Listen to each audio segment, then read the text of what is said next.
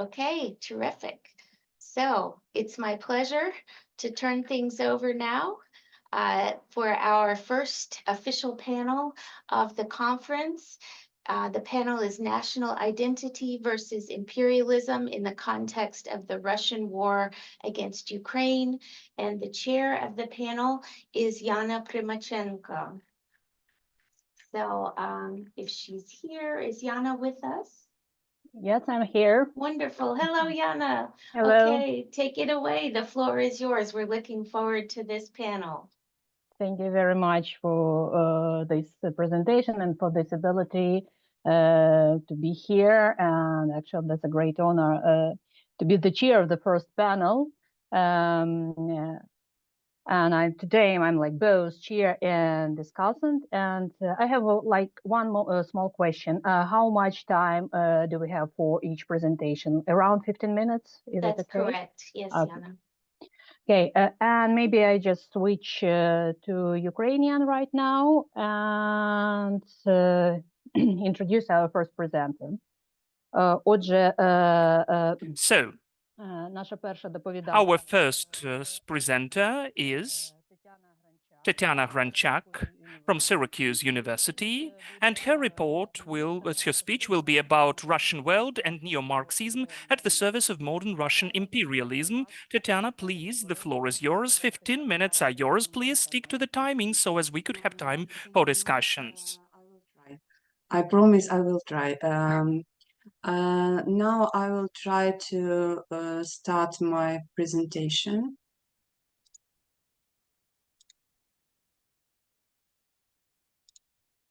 Can you see it? Yes. Yeah, great. So first of all, I'd like to thank you I'd like to thank all my colleagues from the University of Indiana for support of Ukraine and for this amazing event and for the opportunity to share the results of my research. And also I'd like to thank my Ukrainian colleague for their resilience and for their dedication to Ukraine and what they do. So for their force, for their strength to continue their research and to improve our knowledge on all the situation and all Ukrainian history, Ukrainian culture. And my topic is Russian world and neo-Marxism at the service of modern Russian imperialism. Let me start with Putin's well-known quote that the collapse of the USSR was the greatest geopolitical catastrophe of the century. This thesis was voiced by the head of the Kremlin in 2005 in the message to the Federal Assembly and testified to his personal attitude to the Russian state after the USSR, not as a format that opens up new opportunities, but as embodiment of weakness of the Russian government. However, the comparison of the collapse of the USSR with the catastrophe appeared earlier, right after Putin came to power. Back in 2001, the Ministry of Culture of Russia presented the film The Rus Map. It's a documentary that is symptomatic because of several positions. First, the title, not Russian, but Rus Map, corresponds to the concept of Russian world as a cementing basis of the state civilization, which Putin mentioned in his last Valdai speech. Secondly, this film clearly articulates that the collapse of the USSR had catastrophic consequences for Russia and, quote, the borders of the motherland were pushed back. I'm going to show you just a small fragment from this movie, and you can compare the visual elements, music, that illustrate last year of the USSR and compare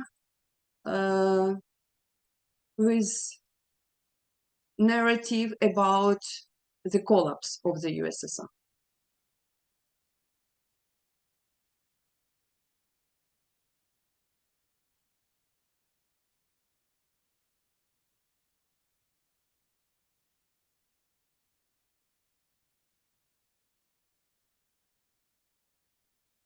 And you can read on the slide, you can read the quote from this movie.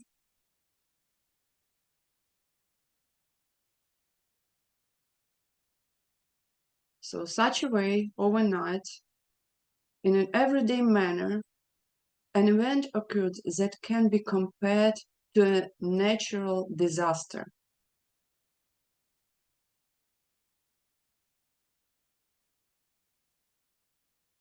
But which you can see this comparison, but which in its consequences turned out to be much more terrible and tragic, even tragic. On December 9, 1991, we woke up in another country.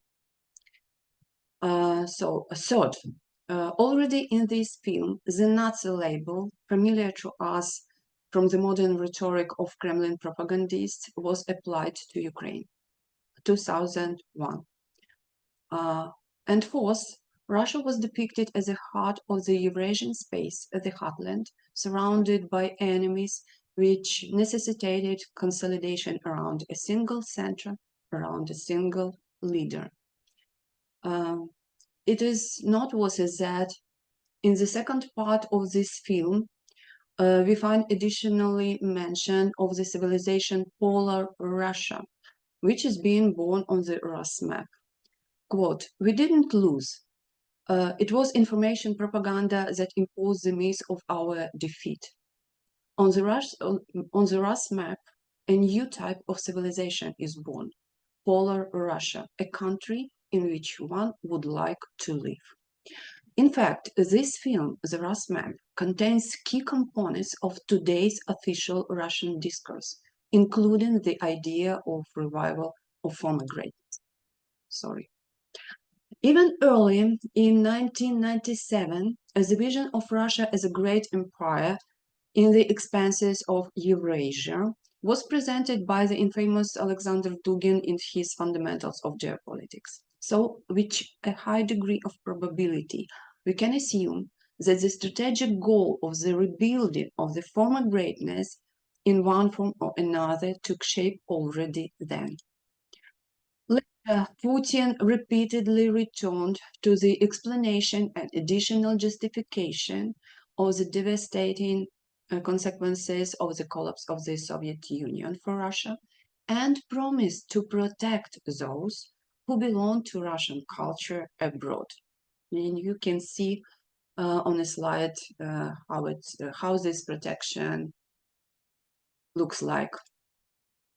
However, revision of the Cold War's results didn't mean the technical reconstruction of the USSR. Today we are talking about grander concept, an integrated Eurasian space with hegemon Russia, the contours of which can be seen in conceptual documents of the state, statements of Putin himself, as well as a close circle of his associates. Thus, the concept of foreign policy of the Russian Federation in 2023 defines it as a state civilization, a West Eurasian and Euro-Pacific power, and emphasizes the purpose of the formation, quote, "formation in the long term of an integrated economic and political space in Eurasia." And this integrated space of Eurasia corresponds well with the mentioned state civilization with flexible borders, which, according to Putin, do not end anywhere.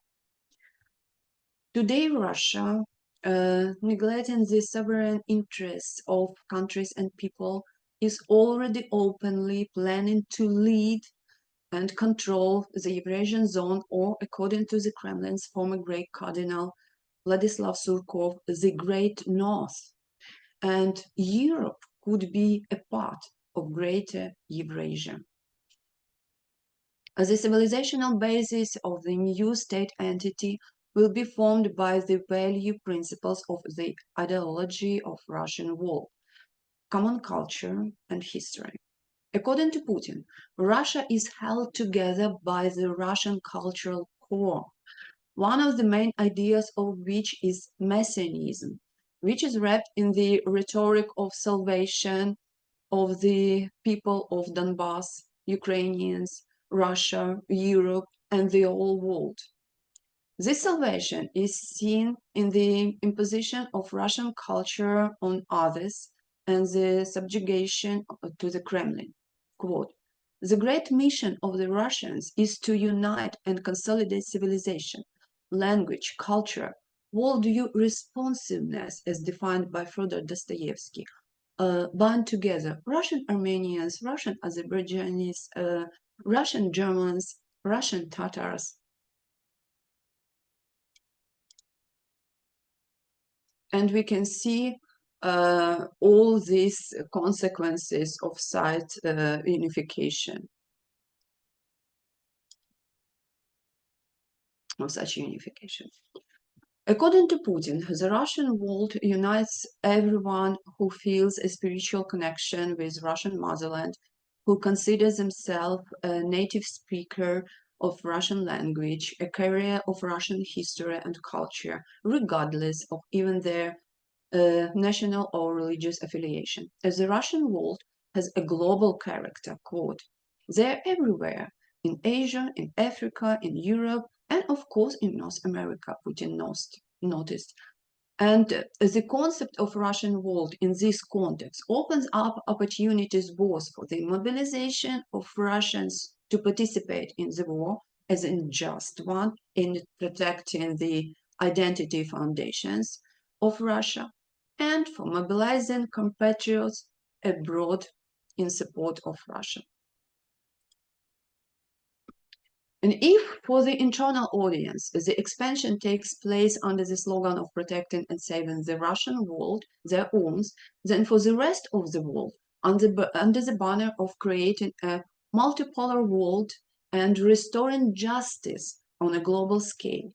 The theory of a multipolar world as a distribution of power in which more than two states have similar amounts of power was proposed by Dugin.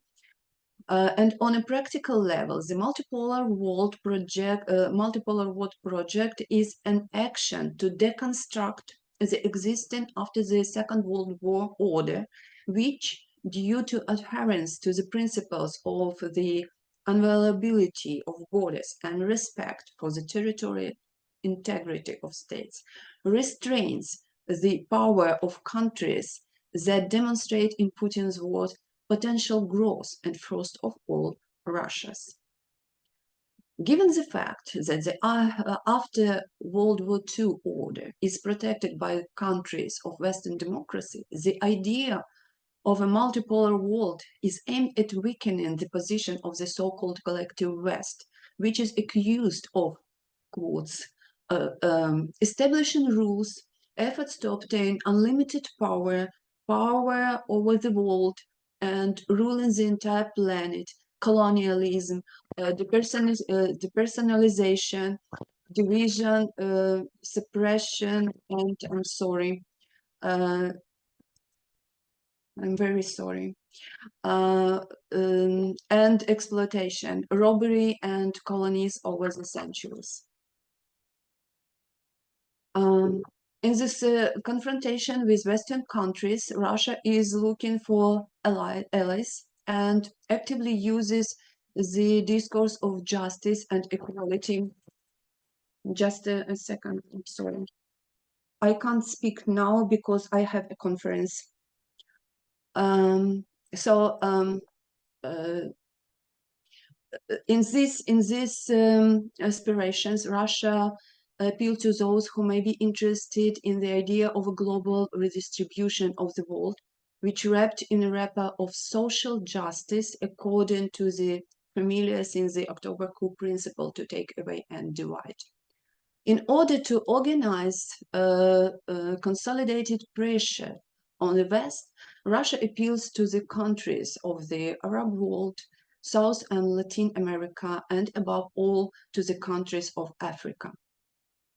Speaking about resistance to neocolonialism, exploitation, those in power, demanding more just distribution of global goods, Russia, as 100 years ago, used revolutionary rhetoric, but elevates it to the global level. Today, Putin declares that as the West is not capable to single-handedly ruling humanity, but it is desperately trying to do so. And the majority of the people of the world no longer want to put up with this. This is the main contradiction of the new era. In the words of a classic, the situation is to a certain extent revolutionary. The upper classes cannot, and the lower classes do not want to live like this. The revolution itself, which the classic of Marxism-Leninism spoke about, Putin carefully calls global conflicts or a whole chain of conflicts, defining for Russia the role of locomotive of the revolution. We are now fighting for the freedom of not only Russia, but the whole world. To Пані Тетяно, conclude, Putin's aspirations are to divide the Western civilization, separate Europe from the United States, restore the greatness of Russia and its influence from Lisbon to Vladivostok, and create a based on the ideology of Russian world new civilizational empire within Eurasian continent. Taking into account the historical retrospect, the strategic goal of the Kremlin defined the task of absorbing Ukraine as its cornerstone, a linchpin in Putin's strategy for Europe. According to Putin, the war in Ukraine is not a territorial conflict and not even the establishment of a regional geopolitical balance. The question is much broader and fundamental. We are talking about the principles on which the new world order will be based. So, the modern Russia's war against Ukraine is not aimed at preventing the expansion of NATO or providing Russia security. This is the beginning of the expansion of Russia itself, a Russian adjusted by the ideology of neo-Marxism offensive on the countries of Western democracy and the creation of foundations for building a new civilizational empire. And the last, based on the strategic goals of the war, it cannot be stopped by territorial concessions of Ukraine or even its full integration into Russia. In this case, Ukraine will be a cornerstone of a new Russian empire again. Instead, Ukraine's inclusion in the European security architecture could significantly complicate the implementation of Kremlin's ambitious plan and transform Ukraine in a stumbling block for it. Thank you very much. Thank you for your patience.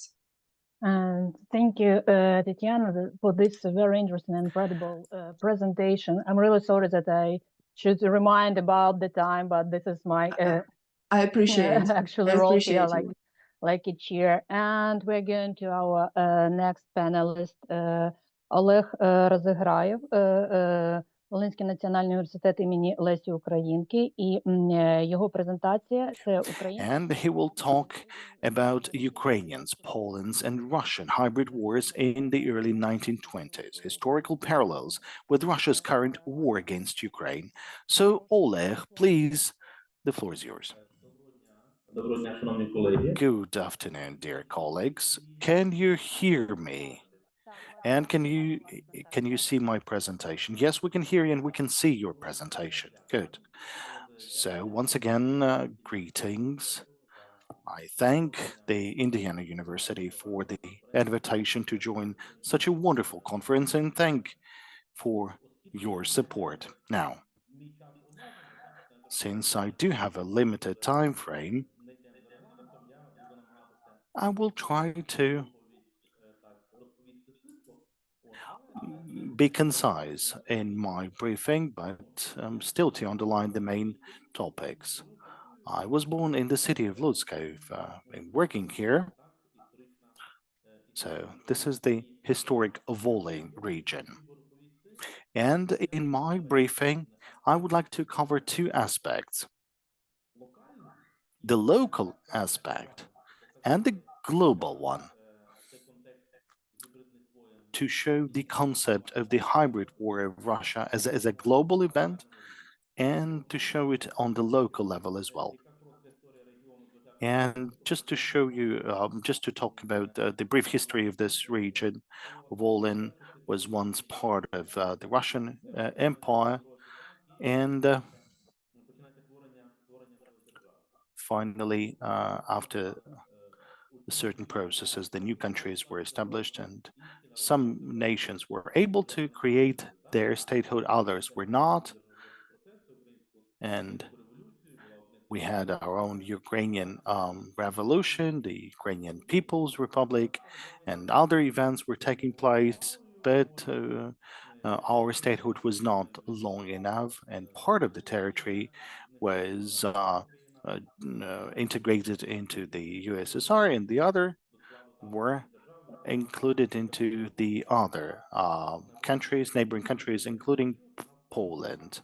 And the Volyn region was at that part of the at that time was part of the Polish country. So this is Volyn region. So administratively, Volyn was part of the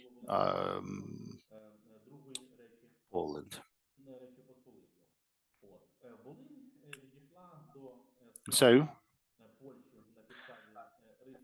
this happened on the basis of the Riga Peace Treaty, and this peace treaty was signed by Polish representatives and representatives of the USSR, but the Soviet Russia still kept their intentions to continue with the revolution, and Volyn, as a part of Poland, was an important part of this idea to widen the area affected by the revolution.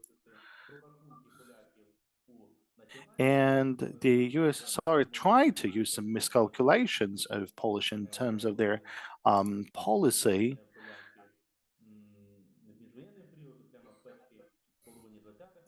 As more specifically in the beginning of the 20th century, they had some policy with regards to the Ukrainian minorities, and it had a lot of miscalculations and mistakes. Now, those mistakes were something that the USSR representatives were trying to use in their own foreign policy by using hybrid war, elements of the hybrid war. And today I would like to run a number of historic parallels.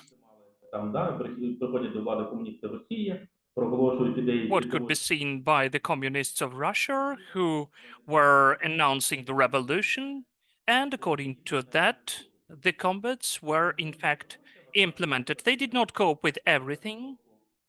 The events of 1920 broke lots of their plans. They were exhausted, and this idea as for the revolution in the Central and Eastern Europe was not working perfectly. That is why in 1920 they took a break. I would say a pause in the Great War. However, they went on with countering the hybrid warfare. And in Volyn, this hybrid counteractions against Poland can be followed really quickly. On the one hand, the communists would like to have peace and agree that Volyn is included into the Polish state. On the other hand, they were trying to use the local population in their own objectives in the world communist movement. And because of that, we can see that and follow that, looking at the example of their practical activities and looking at the example of different theoretical developments and documents of the communist activists. For instance, one of the famous communists, Emanuel Quering, which was the representative of Soviet Ukraine in Riga, he said that the separation of the Western Ukraine and its inclusion to Poland, in particular Galicia or Halachina, poses the task, the assignment, to take their ideological leadership and to take the local population for that. To create a special committee. So all of that should lead to the situation that in the end of the day, those lands in some way, maybe military, maybe sabotage, could be included to the Soviet Union, of course, through the armed rebels. But still, the idea was that in the world of international law, the Russia did not confess in their intrusion into the internal Polish affairs. They said that this was the civil war in Poland, that it's countering the authorities, and Russia doesn't have anything to do with that. So to provoke such rebellions in Volyn of the local populations against Poland, the Bolsheviks were using propaganda, sabotage. The border was not that well guarded, so the Bolsheviks created the armed units and saboteurs, and they were crossing borders without any issues, communicating with local population, and said, your life is not that nice under Poland, your authorities are humiliating you and imposing taxes, and in Soviet Russia, we have freedom. The Kievites have land and plants to work at. So let us have rebellions against Poland so you could unite the Soviet Ukraine. Of course, part of the population was greeting such ideas because they were dissatisfied with the policy of the Polish. And during the first half of 1920s, the Soviet Union was trying to develop the situation to make it not that stable. So the Bolsheviks units, which were countering Polish authorities, in the end of the day, should lead it to the separation, to the rebellions who would separate the Western Volyn and Galiciana, and to conjoin those regions with Soviet Russia.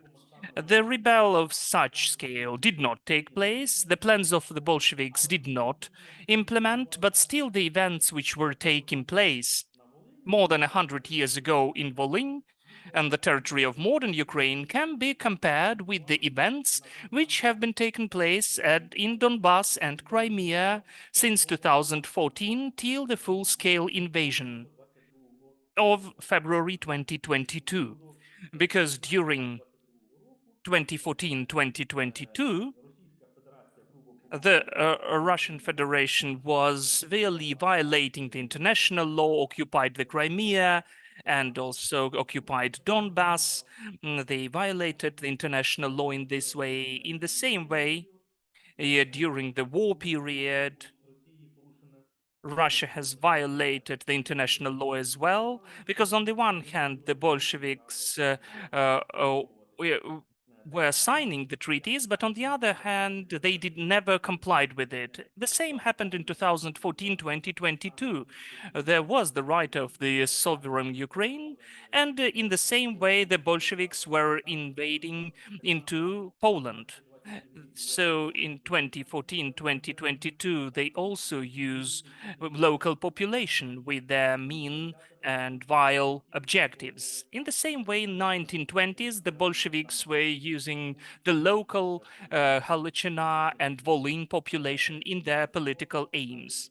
Moreover, even in 1923, one of the activists of the Communist Party, Alexander Shumsky, in his memorandum, he spoke about the creation of Galич-Volyn state. in 1923 already. So speaking about that, then it really reminds us about puppet states of DPR and LPR, the states which emerged after the occupation of 2014.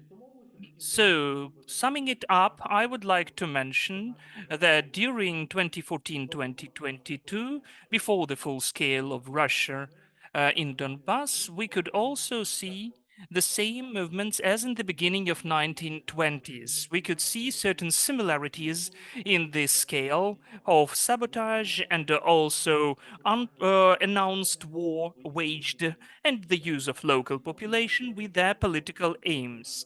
We are going on with, we can see this national policy of Poland in the 20s of the 20th century, that some of the population really unfortunately supported Bolsheviks.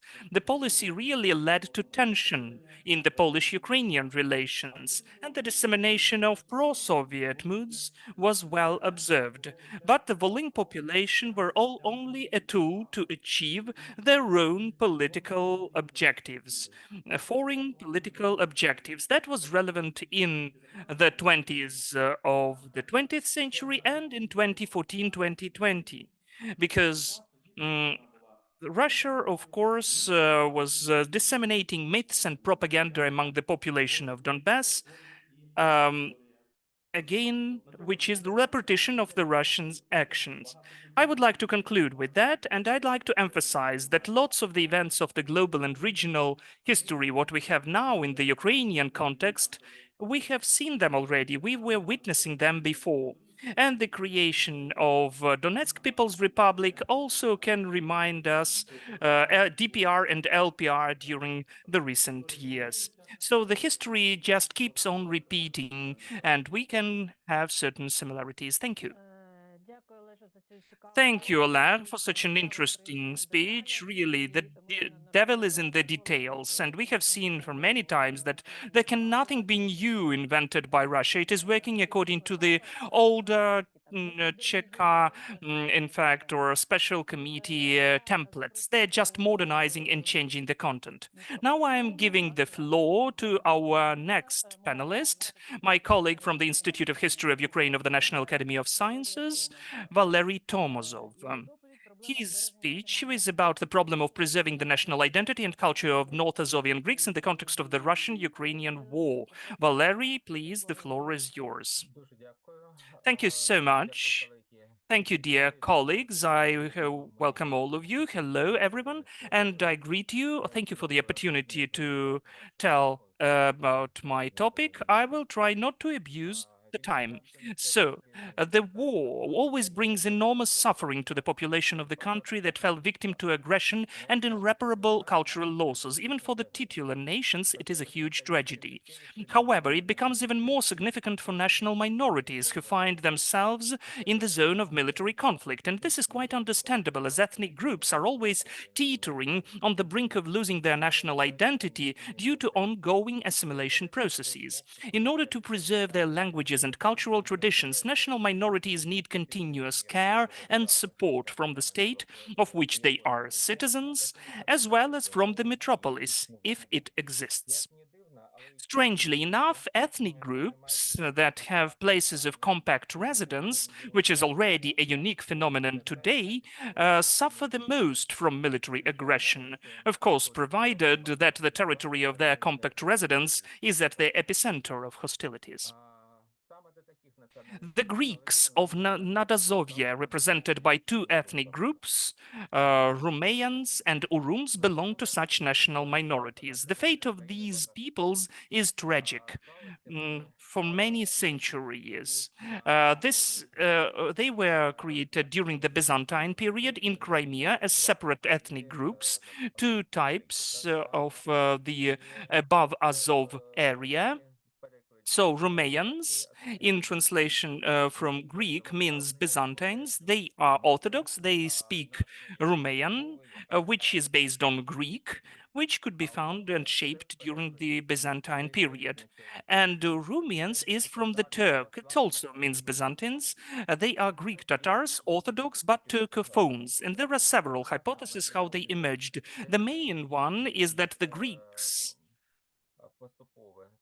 who gradually were assimilating, and the another hypothesis is the opposite, that those are Hellenins, or the Greeks.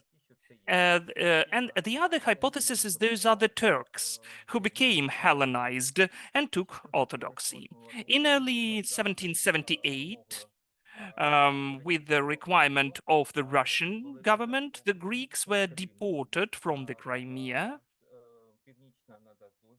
from the North Azov area, so they created the settlement of Mariupol and 21 more settlements. At the new territories, the Greeks preserved their identity, languages, and cultural peculiarities. The Greek language was the daily language till the end of the 20th century, and even the meetings were done by starostas just in their own language till 1917. The support of the language was also done by Mariupol Vocational School with the Greek language of teaching. In the second part of the 19th, early 20th centuries, the literature of Azov Greeks was formed with the poets like Demyan Bogaditsa and the poet and playwright Leonti Honagbey Balji.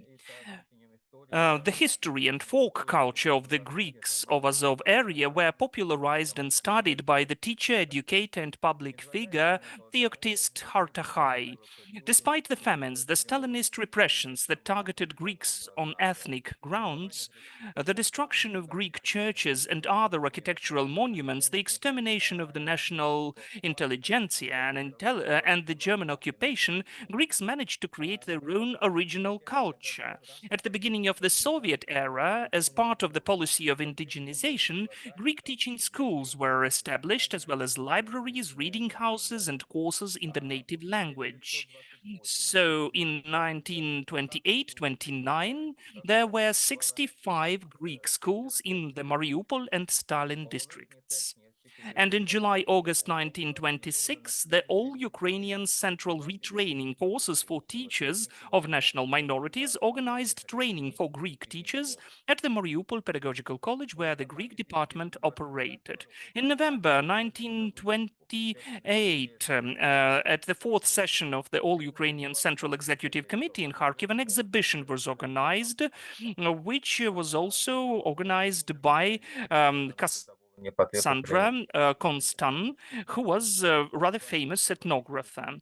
Since 1936, they had 133 books and publishings in Greek language. There were also newspapers, mobile newspapers for Yalta and others. In the Greek periodic editions and almanacs, they published translations, for instance, Mykola Maximets and others.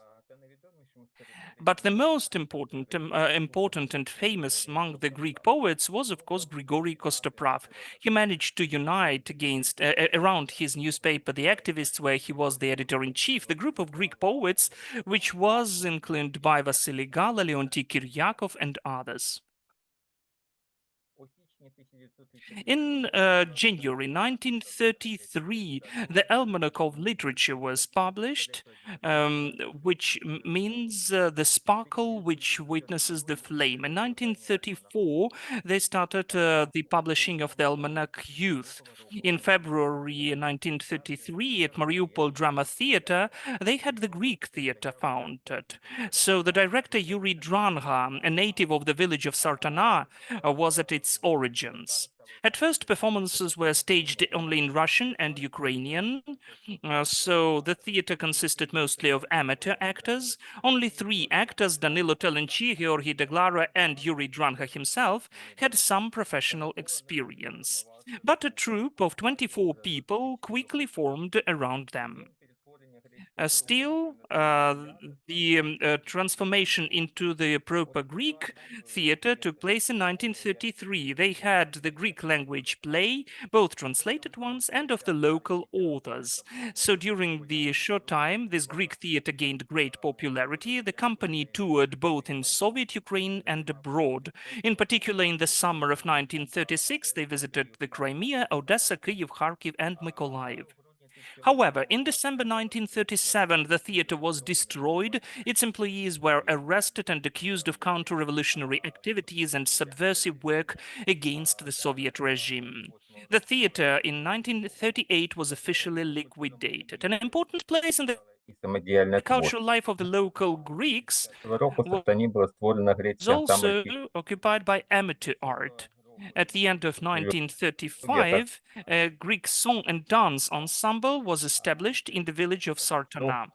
From 1936, it toured extensively in Azov region, as well as in Stalino, Kharkiv, and other cities. In November of the same year, the Sartan ensemble won first place at the Republican Amateur Art Competition due to the repressive actions of the communist authorities. Of area came to a halt. So only in the mid-1960s, the creative processes in the field of Greek literature revive, with 11 Greek classics and 34 Ukrainian Soviet poems translated into Greek, in particular Lesya, Ukrainka, and Taras Shevchenko. This period is also associated with a new stage in the development of Greek literature, with the creative development of Anton Shapurma, Leonti Kiryakov, and Grigory Meotis Danchenko. Ethnographic and folklore studies were intensified. Among the Greek researchers of history and national culture, we should mention Eduard Khadzinov, Rimma Harabadot, Stepan Temir. The work of Greek artists, including Lelia Kuzminkova, Valentin Konstantinov, is imbued with national color. The folk, choreographic, and musical arts of the Greeks of Azov area were revived, and the Sartan Gems, the ensemble which was mentioned above, and its artistic director Maria Gaitan played a huge role in this process. The policy of the Ukrainian independent state contributed to a significant revival of the national movement of the Greeks of Azov area, one of whose main tasks was to revive Greek culture and popularize it among other citizens. Therefore, vocal, instrumental, and choreographic groups were created at most societies. The folklore song and dance ensemble Sartan Gems, the Greek folk dance ensemble of the Mariupol Humanitarian Institute, the folklore ensemble Pirneshu Astru, the children's theater Ananisi were very popular. The cultural center of the Federation of the Greeks of Ukraine, opened in February 2000, contributed significantly to the development of the culture of Azov area Greeks. The tradition of celebrating national holidays, such as the Mega Yurt, Panayir, Greek folk wrestling competitions, has been revived. The Greek Museum of History and Local Lore in Sartana and the Mariupol Museum of History and Local Lore also served to preserve national memory.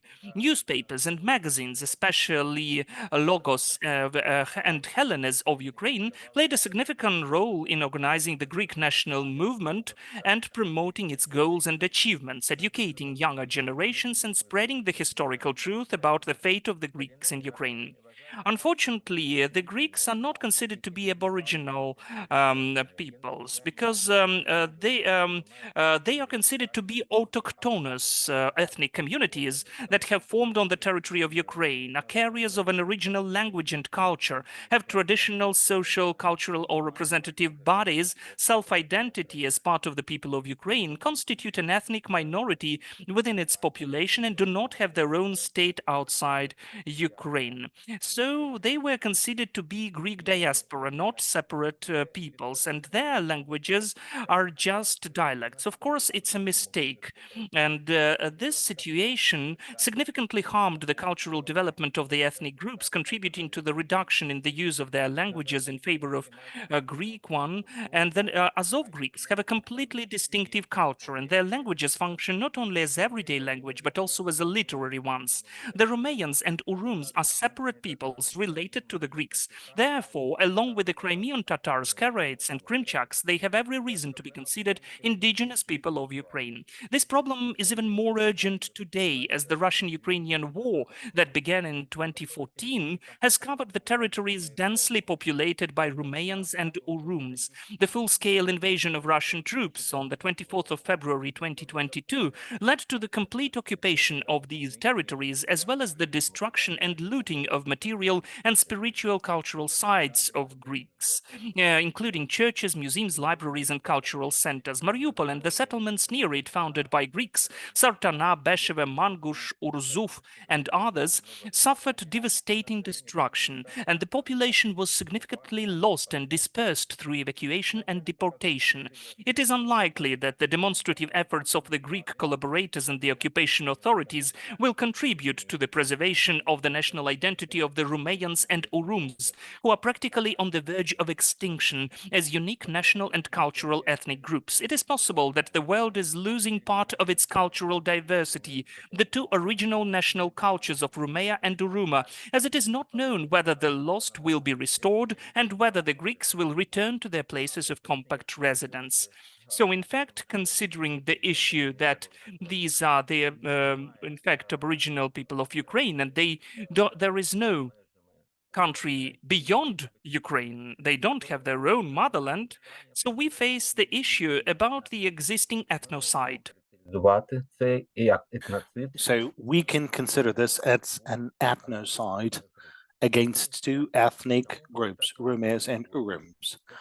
So that is why it's very important to make sure and these nations are considered as one of the minorities of Ukraine. These are separate people, separate nations, in order for the experts and others to be able to consider the actions of Russian authorities as an ethnocide against those cultures and people. So thank you, Valeriy, for this interesting briefing, interesting statement. It's very unfortunate that Ukraine is losing its national diversity, because Ukrainian culture was always built in cooperation with other cultures, and indeed we are losing a lot, and it's absolutely important to raise these matters on the agenda. And allow me to invite the next panelist, Nadia Honcharenko from the Institute for Cultural Research of the National Academy of Arts of Ukraine, and she will speak on the decolonization of historical education during anti-colonial war. So Nadia, please, the floor is yours. Thank you. Can you hear me? Yes, we can. Well, first of all, I would like to thank the organizers of this conference. This is already the fifth conference, and it's crucially important for many of the Ukrainian scholars and scientists, hopefully not only the Ukrainian, but others as well. It's important to discuss the matters of culture. So decolonization of historical education during the anti-colonial war. The methodological approaches to the definition of the concepts of colonialism, anti-colonialism, and many others, as well as their conceptual and spatial content, have been developed over the decades in various academic disciplines. Now, USSR, which remained one of the largest empires until the end of the 20th century, used brutal practices of subjugation, as well as what someone might be calling strategic silence or cultural violence, or maybe epistemic injustice against numerous nations, promoted the rhetoric of anti-colonial struggle, that is, the liberation of the people of Africa, Asia, and South America colonialized by the European countries. And in fact, this anti-colonial rhetoric still works in many countries, and the accusation of colonialism by the United States and Western European countries is used by the racist empire to justify their own claims to Ukraine, as well as to destroy its subjectivity on the political and cultural map of the world. Now, one of the main elements in the development of this mythology was the education in school. And they were supposed to, create happy Soviet people by erasing national ideology. The system of national historic education in Ukraine began to take shape after the restoration of independence in 1991, when the tasks of introducing the school subject history of Ukraine, creating textbooks, were set. But the Soviet legacy determined both the pace and difficulties of this process. On the one hand, scholarship was tasked with creating a historic narrative of a sovereign nation whose subjectivity was marginalized throughout the whole Soviet period. Now, this narrative was to be reflected in historical education as well. On the other hand, there was an awareness of the need to take into consideration, as well as to implement the latest European trends in historical didactics of the end of the 20th century, meaning multiculturalism, tolerance, critical thinking, and others that dominated the textbook of the Soviet era imposed by Moscow. At the same time, a distinctive feature of the newest European approaches was a negative attitude towards national narratives as such, and they were called the nationalization of history. Now, it stemmed from condemnation of Nazi crimes and the comprehension of the tragic experience of the 20th century, as well as the inter-ethnic conflicts of various scales that were taking place. However, there was no similar condemnation of the crimes of the totalitarian communist regime, and that had a very significant impact on the new Russia's ideology.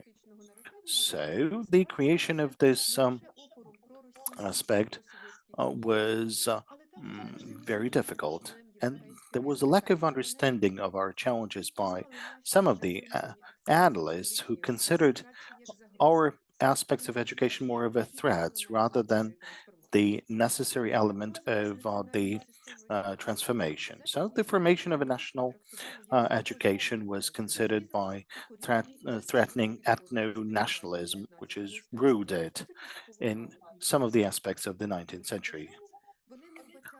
Still, they were not finding any threats in Russian colonialism, and they were analyzing the history based on Russian documents, and that was mentioned by Volodymyr Kulik. And he says that analysts rely on the scientific works of authoritative experts from their own and other Western countries who, in turn, are also much more influenced by Russian than Ukrainian influences, both because of unequal language competences and because of established views on the history and politics of Eastern Europe, where Russia has occupied a prominent place since Tsarist times. Sometimes this gave rise not only to false but also curious statements. Let me quote a British scholar, John Mard, who wrote Nation Building in Post-Soviet Ukraine. And he wrote, most of the new history textbooks in Ukraine do not cover or even mention the fact that a large number of Ukrainians served in the regular Soviet army during the Second World War. End of quote. Well, that's, a very significant mistake.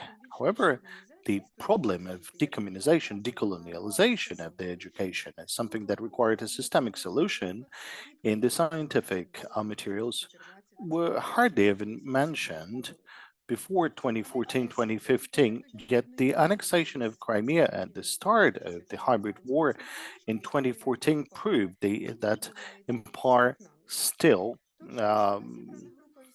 tries to proceed with its intentions. So there was a group of scientists gathered from a variety of institutions, including the Institute of History of Ukraine, and they've developed a new program, curricula for studying the history of Ukraine in the, final years at school. In 2018-2019, a number of new textbooks were published in accordance to this curricula. Now, these textbooks, they had chapters already, and these chapters had a content and was describing the Bolshevik aggression against the Ukrainian Republic. And there was a chapter also called a Russian occupation or Soviet occupation of Ukraine.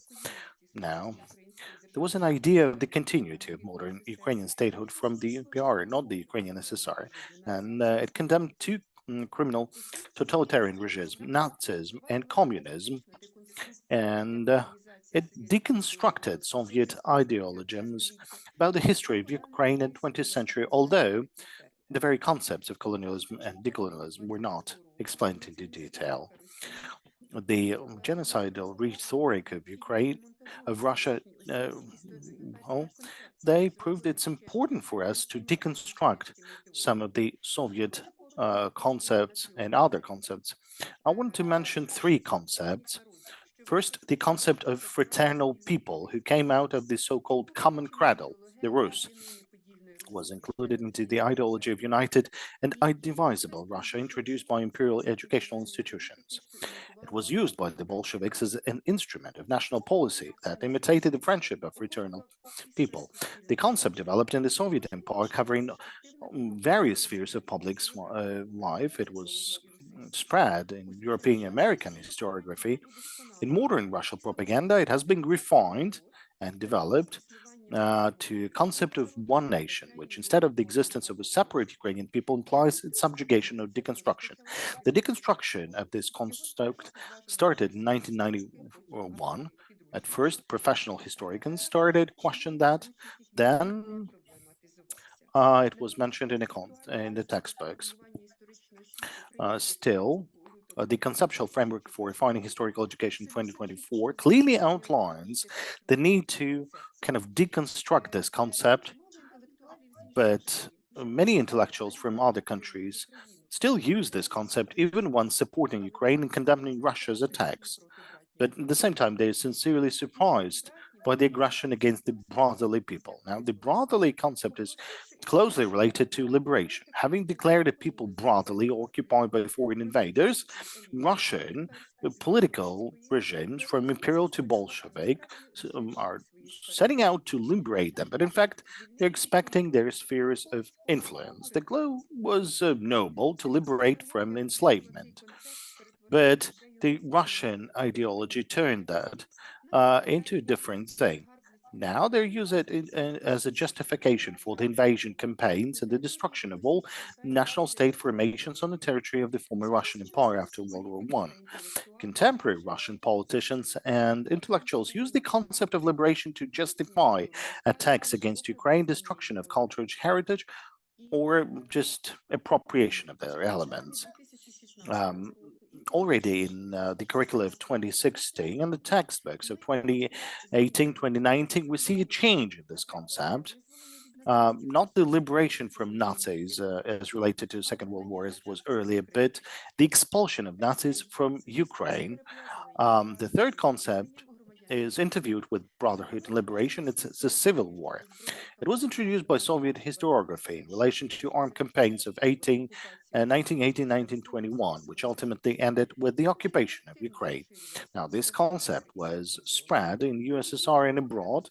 It was reproduced in 1991 and finally updated in modern Russian historiography, particularly after 2022. Now it's spread in Russia and the occupied Ukrainian territory in a form of cliches like civil fratricidal war or liberating the Donbas citizens from Ukrainian Nazis. Now the problem is that these concepts were spread in other countries thanks to distorted perceptions of the history of the USSR, and their reproduction went hand in hand with criticism of Ukrainian radical nationalism, exclusive ethnocentrism that allegedly interfere with brotherly relations and provoke a civil war. So Russia must liberate the people of Donbass.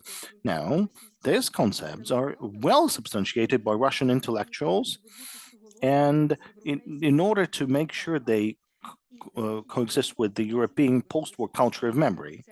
So the Western scholars used these as objective presentation of history as opposed to the allegedly backward nationalist Ukrainian perspective. Ultimately, this became apparent to many only after the Russian attack in 2022.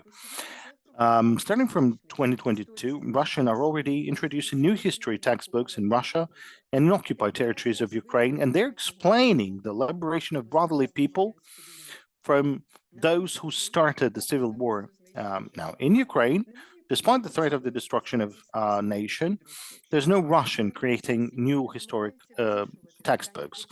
And scientists and educators are trying to deconstruct Russian propaganda by developing new conceptual approaches and curricula based on critical thinking.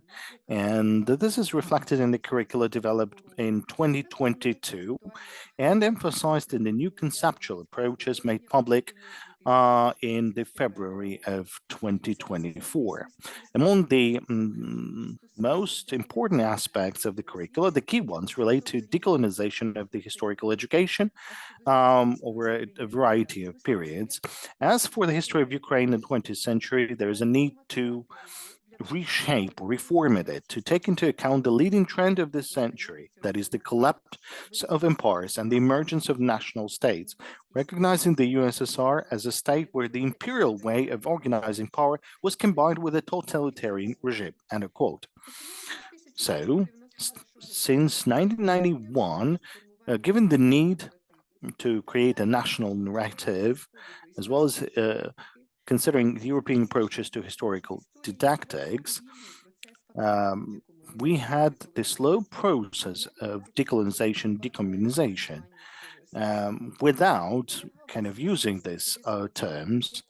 It was considering the Soviet period as occupational one, condemning the Soviet regime as criminal and complicit in the outbreak of World War II, and forming ideas about continuity of independent Ukraine from the Ukrainian People's Republic. And only a well-thought theoretical approach for decommunalizing the education, which is currently in process, it can lead some good practical results. We'll have new history textbooks, and this will help to preserve the national identity, our passion for freedom, which is so important, and this is what our armed forces are currently defending. Thank you. I thank Nadia for this such truly an important aspect, because truly the state mechanism is working slowly, but it is working, and it appears that education is crucially important battlefield in this war, and yet sort of another battlefield where Ukraine needs to play and needs to be powerful, which is very difficult. Now, the last but not least is Yevhen Rachkov from the Kharkiv National University, named after Karazin. And he will talk on the challenges in preservation, management, and promotion of Ukraine's intangible cultural heritage during the war. So, Yevhen, please, you have the floor. I thank you for the introduction. Allow me to try and switch on the presentation, and a big question, whether you can see my screen and whether the slides are changing. Yes, it's working. Okay, can you see the slides changing? And we can see the first slide, and hopefully you'll be able to kind of switch to the second slide, but so far we can see only the first slide. Now, sorry, I apologize. Let me try to switch on this presentation once again. Give me a minute, please. Hopefully now everything will work and as it should be. So I thank you. I thank the organizers of this conference. It's already the 5th conference with representatives of multiple areas. So today I'll be talking about problems of preservation, management, and popularization of intangible cultural heritage of Ukraine during the war. And I would like to start with the following. Російська військова агресія проти України призвела до Since 2014, Russian military aggression against Ukraine has led to significant destruction and damage to various cultural heritage.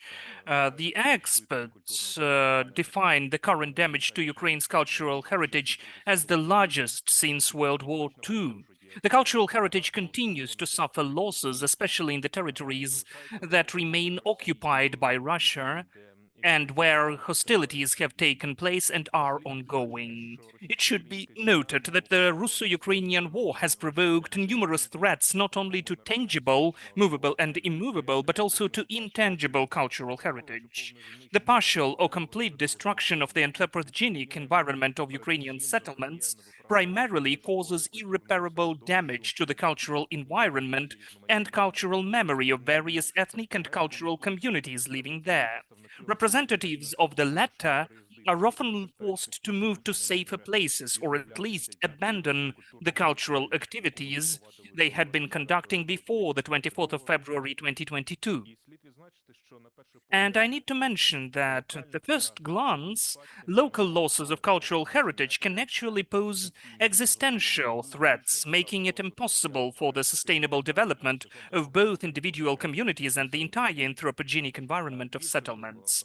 Moreover, the Russo-Ukrainian war has become a trigger for rethinking the content and significance of cultural heritage in Ukrainian society and has caused a certain turn in the understanding and attitude towards culture in general.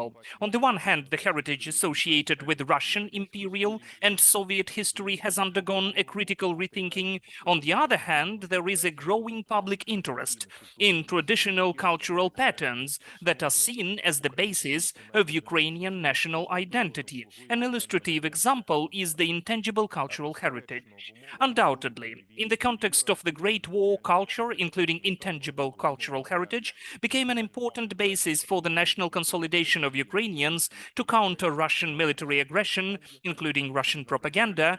For example, on March 9th, 2024, President of Ukraine, Volodymyr Zelensky, said the following at the presentation of the Taras Shevchenko National Prize.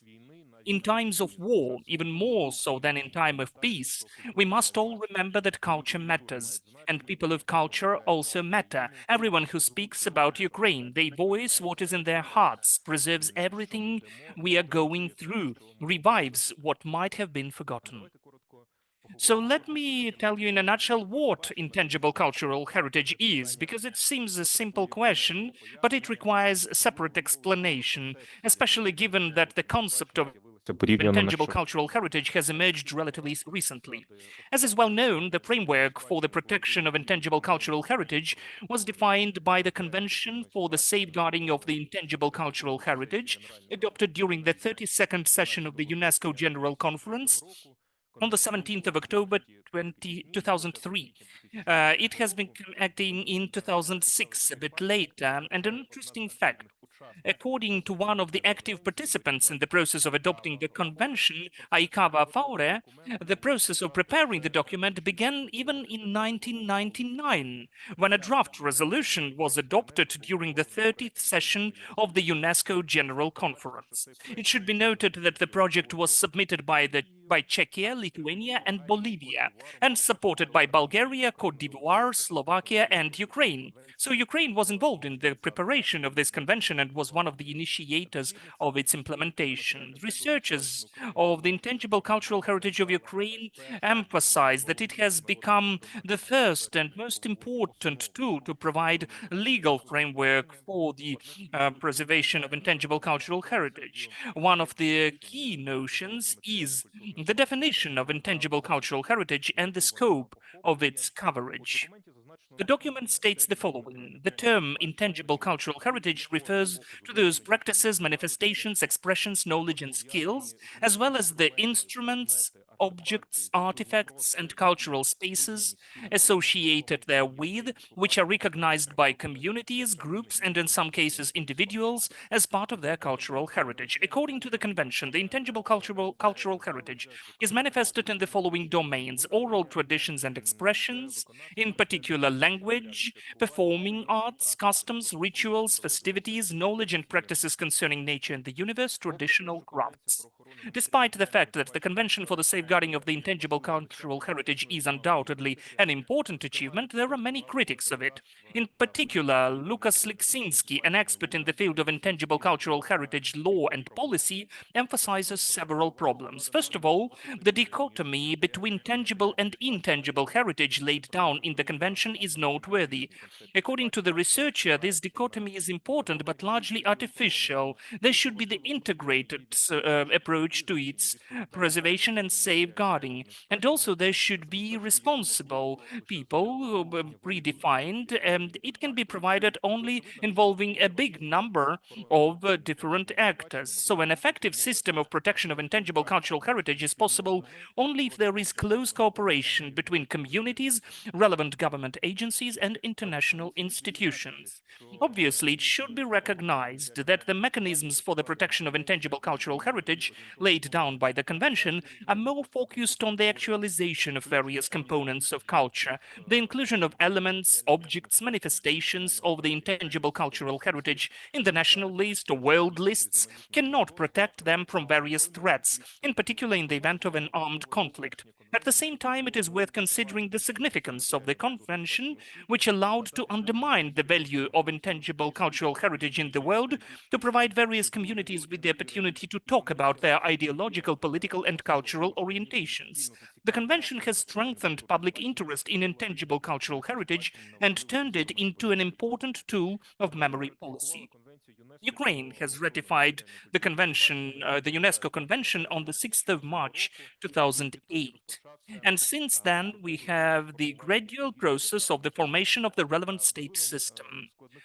An important component of this system is the national list of elements of the intangible cultural heritage, which was launched in 2012, not in 2008.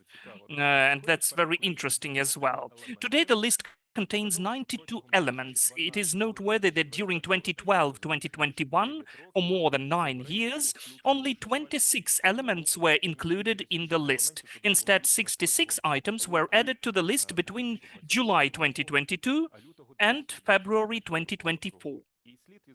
It should be noted that 2022 and 2023 were record years in terms of the number of items added to the list. You can see that on the slide at the diagram. 31 for each year, more than in all previous years. It can be argued that the full-scale Russian military invasion served as a trigger for increased public interest in various manifestations of traditional culture, including intangible cultural heritage. During 2012-2021, many regions of Ukraine presented only 1 to 3 elements of intangible cultural heritage in the list. Exceptions are several. Instead, during 2024-2024, the number of elements of intangible cultural heritage from different regions of Ukraine increased several times, sometimes 10-14 times in the list. In addition, the number of elements of intangible cultural heritage preserved among the Ukrainian diaspora has increased. Another important aspect is the increased attention to the culture of the indigenous peoples of Ukraine during 2022-2024. The first such elements of intangible cultural heritage were included in the national list in 2018. You can see that on the slide. Instead, in 2022, another element was added to the list, and in 2024, 2 more elements representing the culture of the indigenous peoples of Ukraine. And also, the distribution of elements of intangible cultural heritage by different sectors deserves special attention. It should be noted that the initiators who submit the documents have a decisive influence on their definitions, so there is some confusion in the list with the definition of the branch for different elements, which can often belong to several branches at the same time. However, before and after the 24th of February 2022, the vast majority of the elements included in the list represent 4 sectors: traditional crafts, customs, rites, celebrations, knowledge and practices relating to nature and the universe, performing arts. New elements are included in the list based on decisions of the Expert Council on Intangible Cultural Heritage, of the Ministry of Culture and Information Policy of Ukraine. The council was established in 2013, but it became fully operational only in 2017. At the same time, the initiators of the submission of elements for inclusion in the list may be communities practicing an element of intangible cultural heritage, public organizations, state authorities, and others. Regional scientific and methodological centers of culture and art often act as a kind of intermediary between the initiators of the application and the ministry, as they are responsible for the protection of intangible cultural heritage on the ground and compile local lists of such heritage. Every region has this list, and very often the elements from the local lists get to the national list of elements of intangible cultural heritage of Ukraine. The centers also help with the preparation of the necessary documentation for submitting an item to the national list. Thus, what's important here?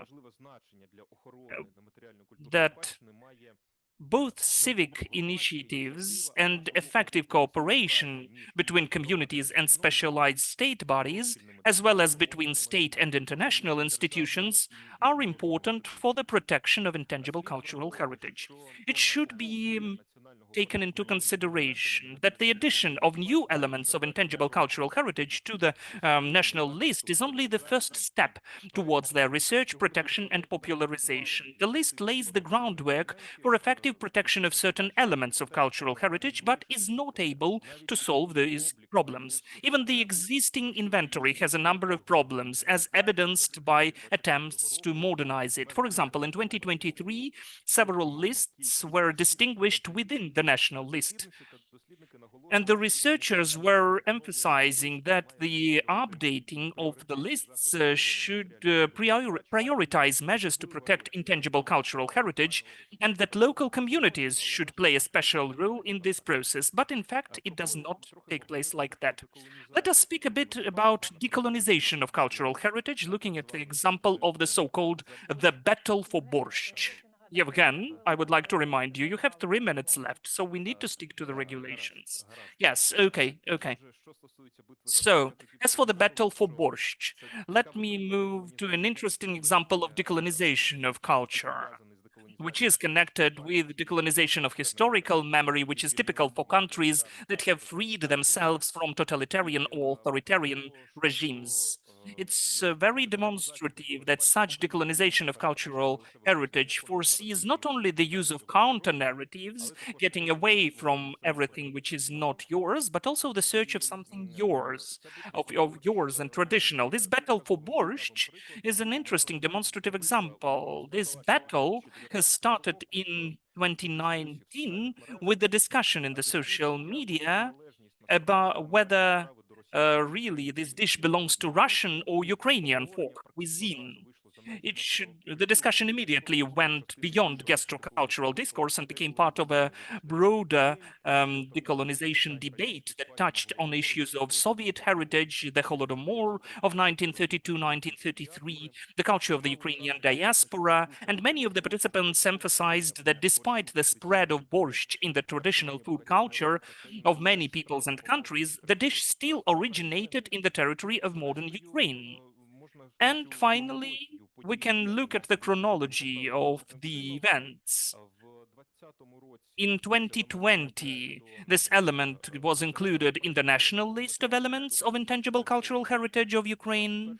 In 2021, there were attempts to create letters of consent in support of the item's inclusion in UNESCO's intangible cultural heritage lists, and on the 1st of July 2022, borscht was included into the national list. Finally, I would like to show the slide with the problems which exist in the sphere of the protection of intangible cultural heritage. First and foremost, those are challenges of the Russo-Ukrainian War. The next one is the lack of a national strategy for the protection of intangible cultural heritage with appropriate funding. The national strategy does not exist without or with funding. It just does not exist. The third, adaptation of Ukrainian legislation to international standards. The definition who this heritage belongs to, whether it belongs to the communities, or is it an object of intellectual property or a societal thing. The next one is lack of specialists and experts in the field of intangible cultural heritage. And I mean different experts here, because this sphere concerns different issues which are connected with the construction of identity of the national and local one, the provision of sustainable development of areas and communities, and also strengthening of regional integration, the development of tourism, and mediatization of heritage. Another problem is popularizing intangible cultural heritage. Only one example: since 2018, we have the Virtual Museum of Intangible Cultural Heritage, which shows only 15 elements of intangible cultural heritage, although the national list currently already includes 92 elements. That's it. Thank you for your attention. Sorry for taking too much time. Thank you, Yevgen, for this incredibly interesting excursion. Especially thank you for this narrative about the battle for borscht, because it's a very bright example of cultural expropriation by Russia. So it is so important. It showed how important it is. So I thank all the speakers. I play two roles today. I am the moderator and also a discussant. So that is why I do apologize that I had to stop you sometimes or to restrict you in timing, because it's nice to live in space but not in time. So I would like to comment in a nutshell the reports and then to open the mic for the discussion. I do hope that we'll have time for questions from the colleagues who are listening to us. So first and foremost, I would like to mention that all the speeches were in some sense really supporting the points which they all told of them. Let me start with Tetiana Hranchak. Thank you so much for this interesting analysis, which was full of sense, of so-called Russian content, of Russian discourse. First of all, of some of the statements of Putin, which really resonates, is your mention that the Putin's vision of civilization is first of all people, not territories. It totally coincides with my researches connected with the political science policy of the Kremlin and the processes which are now taking place in Russian Federation around the consolidation of the society and the creation of the cult of great victory, and these embodiment in the temple, which is called the Mayan Temple of the Armed Forces of Russian Federation. So this is the institutionalization of victory as the state quasi-religious cult of Russian Federation, which is incredibly dangerous. I'd like to mention that Putin, since the very beginning, is taking as the basis the cultural identity. So he creates what you named two borders, two fringes, the physical border of Russian Federation and the border when Putin says that Russia does not end anywhere. So culture is an incredibly important weapon. So when we are speaking about the concept of Russian world, I have two questions to you. First of all, can the concept be considered, this concept can be considered a sustainable and finalized ideology? When you were analyzing the latest statements of Putin, did they evolutionize and change? And secondly, why neo-Marxism? Is it the Russian or inertia, the Soviet inertia, or this is just a convenient paradigm that Russia is using this framework to promote its narratives? And let me move to the second speech of Oleh Razyhrayev. Thank you so much for this comparison of 2014, when the annexation of the Crimea took place, and the hybrid war of Russia in Donbass, because many historians said that we came back to the situation of 1918, 1921, to the implementation of this Russian project, which was never implemented before. So the situation to some extent has updated. And your comparison is really fair, and because Russia is using the same practices. What I paid attention to in your report, that in particular you mentioned that Russian saboteurs were pretending to be Polish law enforcement authorities and committing crimes against the local population, provoking different situations. It reminded me the Russian practice which was used in 1940s and 50s by the NKVD in the fight against the Ukrainian army, when they again were pretending to be Ukrainians and were committing crimes against the civilians. In your report, you mentioned the ethnical composition of the population of Volyn, which were mostly Ukrainians, 68.4%, then Polish, 16.4%, Jews, 10.6%, and Germans, 1.7%. So my question is, first of all, Russian propaganda really influenced positively, influenced significantly the Ukrainian population. But can we speak about the formation of the Ukrainian identity, the village population in Volyn? Because as far as I know, in the beginning of the 20s, during these elections, the local populations were considered, during the census, they named themselves locals, not Ukrainians. Please comment on that. Пане Валерію Томозов. Valeriy Tomozov, I would like to express words of gratitude to you for such an interesting debriefing on the history of Ukrainian Greeks in the Azov area. And I have a question. I'm not sure whether you're able to answer that, but still, what is the destiny of the Greek Museum in Sartanate? Because the Russians' actions started in 2014, but was there any attempt made to evacuate the museum? So, and the second question also, are there any special programs of the Greek authorities for these minority in Ukraine? Because they supported these Greek people during the times of independence, whether they have created maybe some special dedicated programs to support them.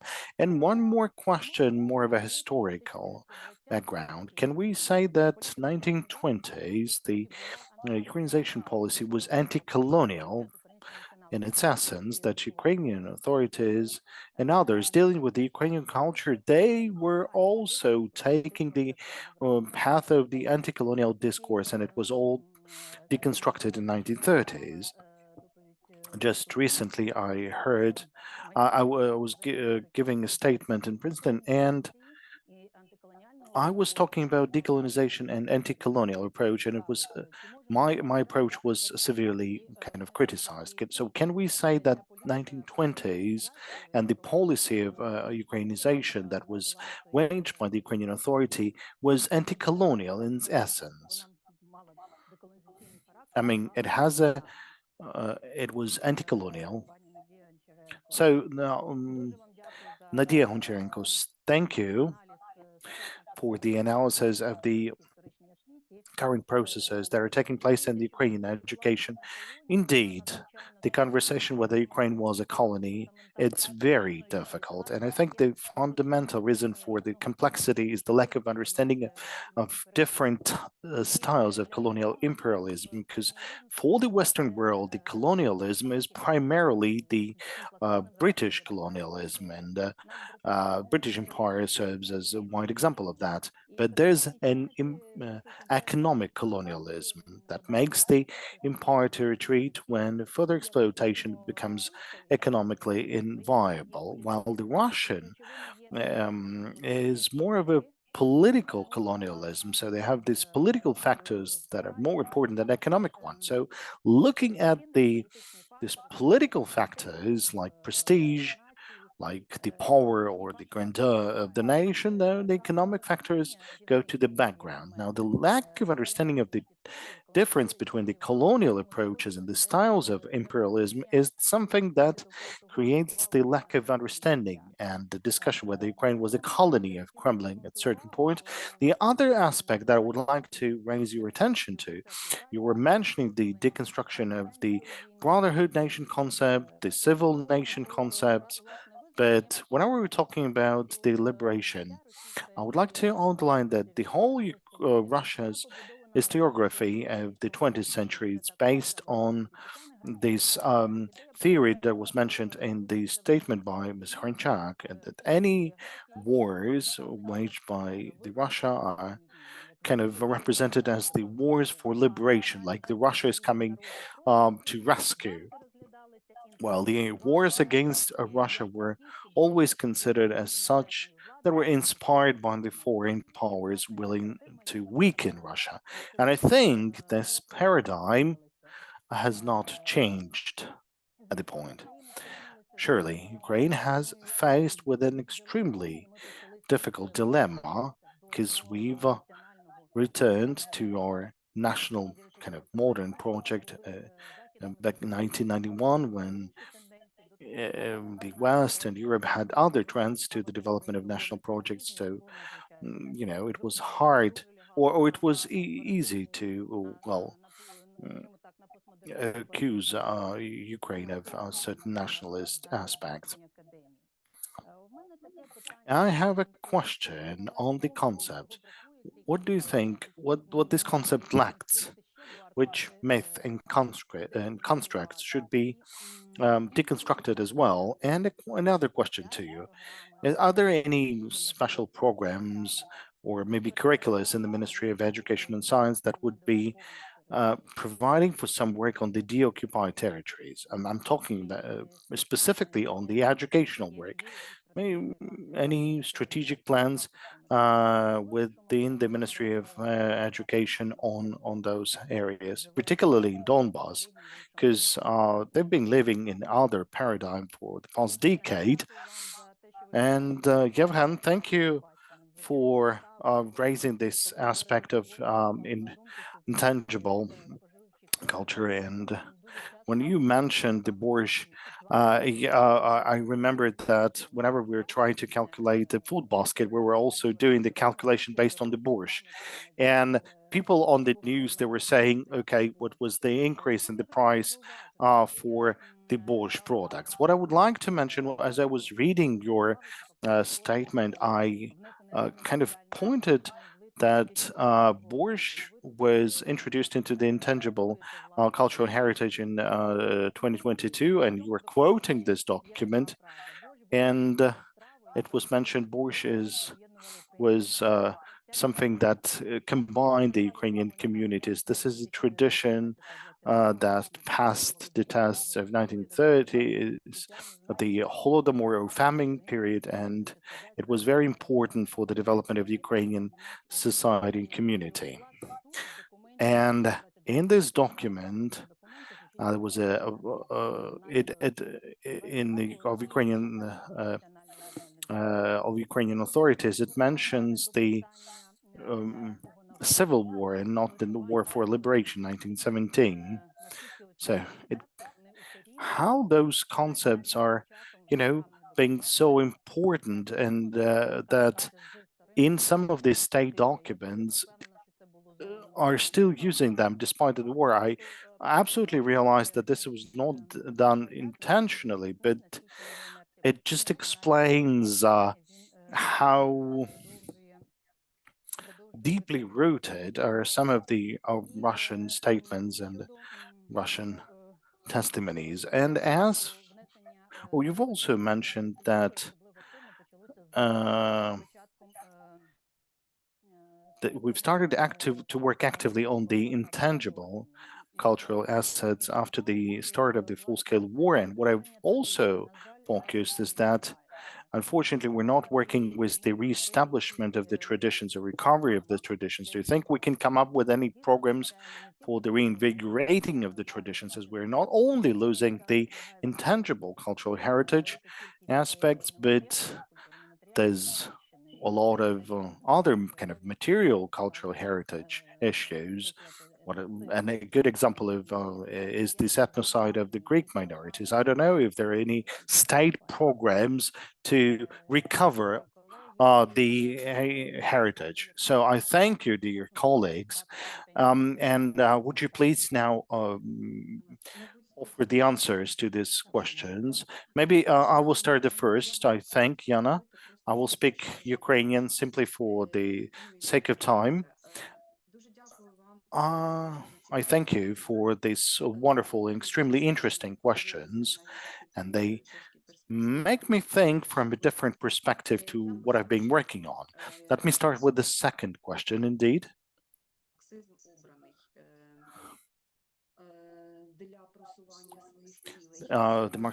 Selecting Marxism for promoting their goals. I think that there's at least three reasons why this is convenient. First, these theories are very close to Putin himself, because he is completely kind of saturated with the Soviet time ideology. And this is a sort of example for him. So this is something that he clearly understands. He clearly understands all these approaches and the rhetoric. Secondly, this is close to his inner circle. This is easily accepted by the Russians. They're the bases that have some sort of a nostalgia about the USSR. So for them, it's all organic. There's no need for changing anything. They easily kind of apprehend all that. And thirdly, unfortunately, today it's a kind of a global trend. And this is something that is actively being promoted. Unfortunately, due to the lack of time, I couldn't mention this in my presentation, but really, there's a number of certain economic aspects that are easily accepted and easily spread around the world. So we're talking about the rethinking of the economic fundamentals, which for the post-Soviet people is something that goes along to their own vision of the system. And it is comprehended by the, I guess, North and South American countries in some way, but unfortunately, there's a very bad connection with the speaker. Yes, we just one more minute, and just going back to this second question on this Russian world, whether it's a mature concept or not. Surely it's not. I will not going to mention where it's coming from, but we can surely find the origins. But as for the trends, as for the future trends, they were focusing on the justice, on fairness. Now it's more kind of a jokiness, and it's mixed with the Eurasianism. They're making it, they're kind of widening, they're starting to add those Mongolian traditions. And earlier they were saying that, like, we are Europe, but now they're trying to justify or to say that we are in Asia, we have the right to change, we have the right to be aggressive if we are successful. So that's kind of some of the most recent trends we have. Now, Oleg, please, you have the floor. I thank for the question. As for the national identity, well, this is truly a difficult question because the First World War, they kind of resulted in an increase of the national identity in the Volyn region. In the beginning of the First World War, it was kind of a Russian war. It's Orthodox Church. It's part of the Russian Empire. for the villagers, and primarily the Volyn area was populated with the villagers. So they were primarily contacting with the church, and it was kind of a supporting of a state. So people were kind of deeply related with the church. Then comes the First World War, the occupation, and finally that resulted in Ukrainian schools in Volyn. And those were the first schools in the history of the Russian Empire. So the history of the Russian Empire, it had no Ukrainian schools. So this were the period of the first schools. The schools were attended by Ukrainian children. There were some school committees established, and that promoted the establishment of the national identity of the people of Volyn. It's a fairly popular question, I would say, whether there's any leverage of identity. Can you somehow measure the increase in the national identity? So there's no kind of any device that would be able to measure the national identity, but there's a thing that is a good kind of indicator. There was a parliamentary election in Poland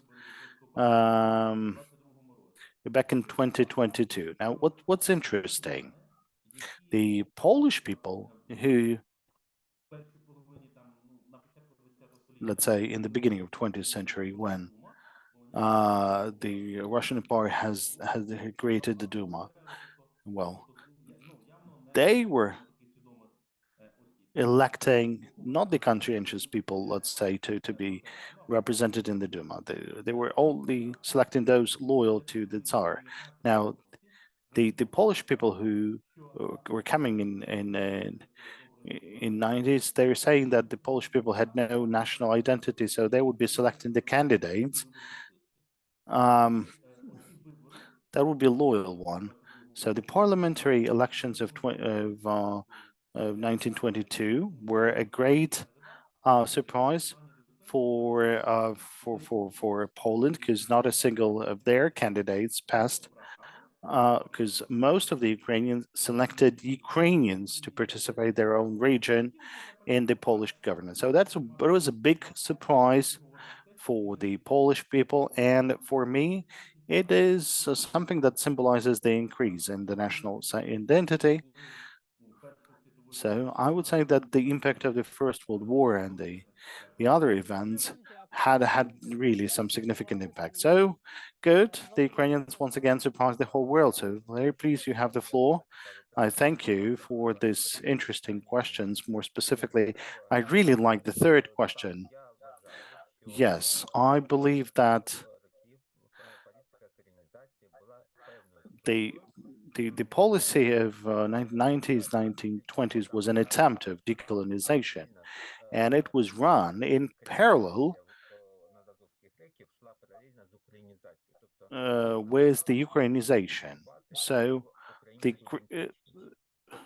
people were attempting to integrate the Greeks into the Ukrainian identity.